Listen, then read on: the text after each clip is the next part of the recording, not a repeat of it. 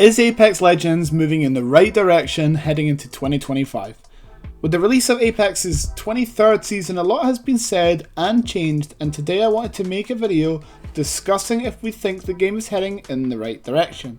So if you're new and enjoyed today's video, please do leave a like and subscribe to the channel. It would mean a lot to me as we're getting also close to 5,000 subscribers on the channel.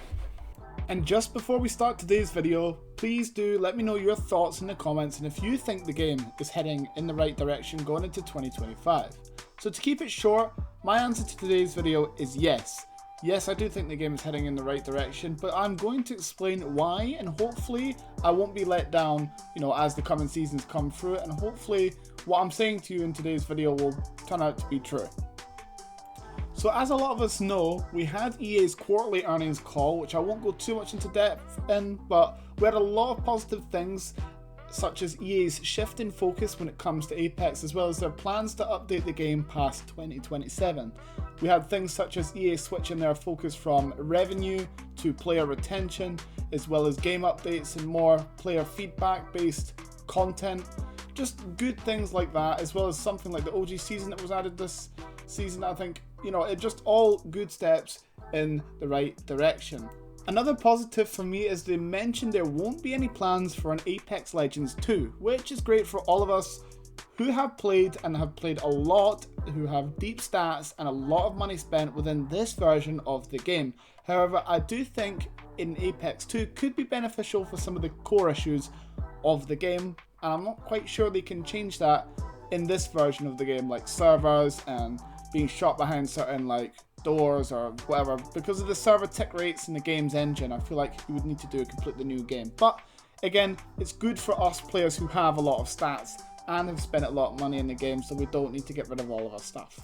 And again though, that just rallies the idea of the game still being very much in their plans and continued to be updated past 2027. So there's definitely some plans at EA for new seasons, new gameplay, new heirlooms, etc, etc.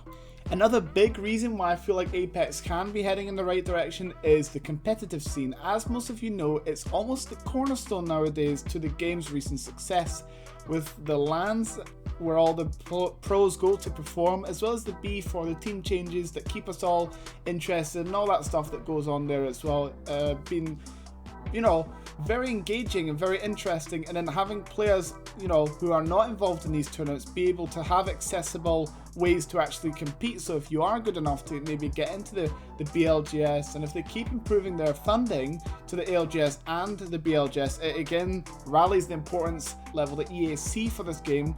To actually have them put money in and have money up for grabs is an encouraging positive sign that could be good for the game. I think the addition of something like that, what Fortnite's got, I mention this a lot in my videos, but I think Fortnite's just quite a complete game, but just not for me nowadays. But, like daily cash cups, accessible tournaments within the game without having to go outside of it and sign up, and then just, signing up to claim your rewards or money if you win anything.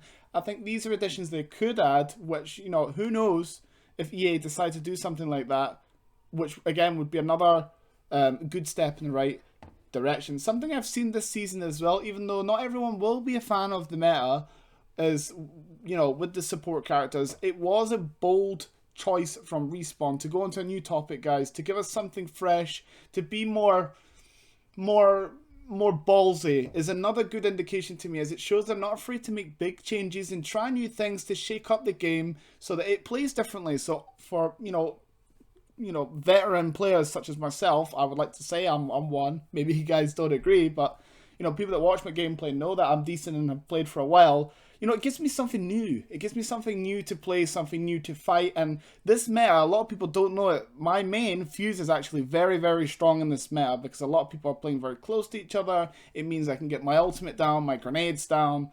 When Lifeline's rezzing, I can stick the res with an arc star. It's just a good time for me. You know what I'm saying, boys?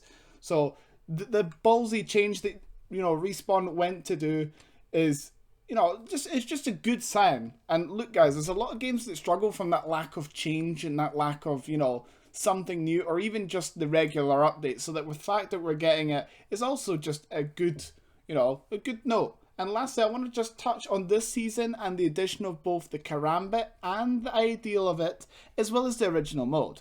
I think the OG mode is brilliant. If they could attach a recolor battle pass to it, I think it could make it great.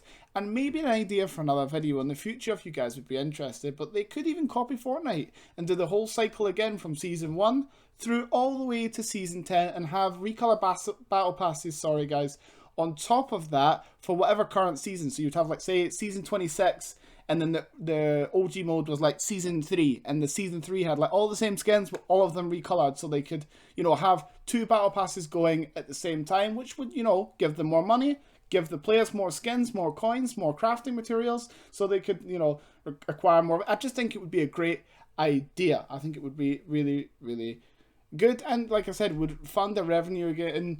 And that's a whole big rabbit hole that we could discuss in another video, but definitely a great step in the right direction from Respawn. And finally, the heirlooms. I like the idea of the universal heirlooms, with both the Cobalt being one of the best in the game and the Karambit with some of the best animations in the game, giving people more options and choice. But I think we can all agree that we do need personal heirlooms back in the game, and we need personal heirlooms for every legend. So if you don't want the recolors and you want something for, say, Vantage, for example, you can't get it. So they definitely need to start doing more of those. But that's everything today. Let me know what you guys think of both the good and bad things that you see happening in Apex, how long you've played Apex for. Let me know down in the comments, and your overall opinion on a lot of points that I've gave in today's video. If you're new and enjoyed today's video, please consider subscribing. We're only 100 away from 5,000 subscribers, and I would love to surpass that going into the new year. Thanks a lot for your time, guys, and I'll see you on the next one.